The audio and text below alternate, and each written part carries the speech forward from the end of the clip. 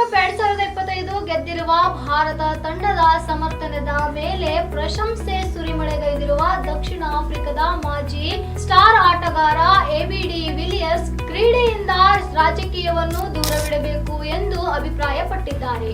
ಭಾರತ ಮತ್ತು ಪಾಕಿಸ್ತಾನ ನಡುವೆ ಟೂರ್ನಿ ಉದ್ದಕ್ಕೂ ನಡೆದ ವಿದ್ಯಮಾನದ ಕುರಿತು ಅವರು ಆರ್ಸಿಬಿ ಮಾಜಿ ಬ್ಯಾಟರ್ ಬೇಸರ ವ್ಯಕ್ತಪಡಿಸಿದರು.